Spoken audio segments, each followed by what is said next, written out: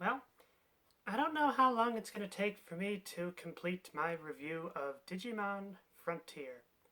However, now that I've started to get back into Digimon again, I wanted to put something out this August.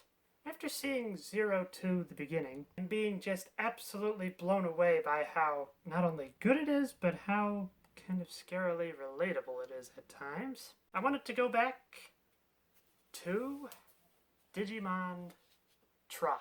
Now that the hype is run down, as well as the internet discourse now just kind of being at a simmer, I wanted to take a look back and see how they hold up on their own. These are by no means going to be in-depth reviews. This is mostly just going to be my thoughts on the movie, a basic summary, as well as scenes that I liked as well as disliked. So, with that out of the way, let's start with the first entry, Reunion. Probably the first thing to say right away is, wow, this movie bounces all over the place in the beginning. As well as adds in some lore from this being called Demiurge. Which to my recollection is something that never really comes up again in the rest of the movies. From what I can tell, the oldest of the Digidestined are now in their senior year of high school. Even in '02, that the oldest of the Gen 1 Digidestined was just only a freshman in high school, I'm gonna wager that this movie takes place roughly in the year 2006. During this time, we see that the Digidestined have grown apart. And have been unable to get to the digital world since the defeat of Malomyotismon. We also see the Digidestined of '02 fall to a great enemy. Tai is struggling to write a paper as to what he wants to be when he gets older. However, his teacher, Mr. Nishijima, is really encouraging him to finish it. On Sunday, Tai has a big soccer or football game, if you prefer. Matt has a gig with his band. The Knife of Day. Izzy is going out with his adopted parents to celebrate their wedding anniversary at a French restaurant. Joe is studying, and Mimi is still in America. And Sora is torn between going to Matt's event and Tai's event. Which, by the way, I just simply love the scene of Sora just trying to figure out how to be able to handle the two. It just feels very relatable. I'll just skip them both. Man, who am I kidding? I gotta get moving. What am I doing? I've gotta get going. Oops, forgot my phone. Throughout Japan, there have been several unexplained internet and mechanical outages. This is a side effect of Kawagumon coming through a digital portal. Tai is the first to see this firsthand at his soccer match. Without Agumon, he finds himself helpless. His only course of action is to lead Kawagumon to an open field where there will be less damage. As Kawagumon is about to attack Tai, Agumon shows up and blasts him. Kawagumon goes down, but only long enough for Agumon and Tai to get reacquainted. They bring it up a notch by digivolving to Greymon. From there, the combatants bounce from portal to portal before landing at the airport. Kari is there For some reason. and urges Tai to join her. With Tai's bike smashed, that will take a long time. However, Mr. Nishijima shows up with an unmarked van and drives Tai to the airport. The battle rages on, with Greymon going down. It's here we see the other Digidestined, minus Joe and Mimi. Together, they defeat Kawagumon, as well as two other ones that appear. We then go to another airport where we see Mimi has landed. She is driven to the rest of the Digidestined by a mysterious chauffeur, while Gomamon goes in search of Joe. The battle has left everybody tired, and the same mysterious woman that drove Mimi drives everybody back home.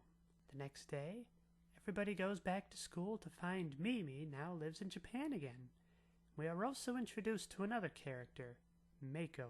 After school, there is a meeting to figure out what to do with these new Digimon coming through, during which there is a conflict between Tai and Matt.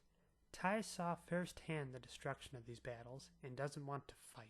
Matt knows that the destruction would have been far worse if the Digidestined had not intervened. The meeting ends, but instead of everybody going home, Mimi, Sora, Kari, and the respective Digimon all go out for a bite to eat. It's a simple scene, but I love it. Between the mists of all the fighting and the adventuring, It's just nice to actually just see these characters sit down and just enjoy each other's company. We then jump to Izzy. He has a friend that is starting up his own business and wanted Izzy for IT support. He invites the Digidestined to his office, However, Matt is still pouting. and Joe is just perpetually studying. The main achievement he has is a virtual room that Digimon can go into in a hurry. The next day, Izzy has another breakthrough, and wow, there's just so many times I've woken up just like this. His next breakthrough is a pair of goggles that can spot digital distortions. This way they can get an idea of where future attacks might come from. Since Kawagamon first appeared in the waterfront, they head there. They bump into Mako, who is looking for her quote-unquote cat. The group try to help her out, but find nothing. Tai then realizes that the goggles have a limited range, and reasons getting to a higher altitude would help. The group reasoned the nearby Ferris wheel should work, and with a little bit of maneuvering, the Digidestined are able to get Tai and Matt in a gondola all to themselves so they can finally talk and work out their differences. While they talk, not much of an understanding comes from it. Tai then puts on the goggles to find a great distortion opening up. Alphamon appears and is quite powerful. He seems to be targeting Mako and her cat. While everybody aside from Joe is putting their all into the fight, Tai is frozen, wondering what to do. Matt is able to convince him to join the fight, and Omnimon makes a comeback. Before the final blow can be landed, Alphamon disappears into the portal, leaving the Digidestined alone in the destruction. With a moment to catch their breath, they check on Mako to see that she is the 9th Digidestined. And the cat from earlier is her Digimon, Meikumon. And that's basically where the movie ends.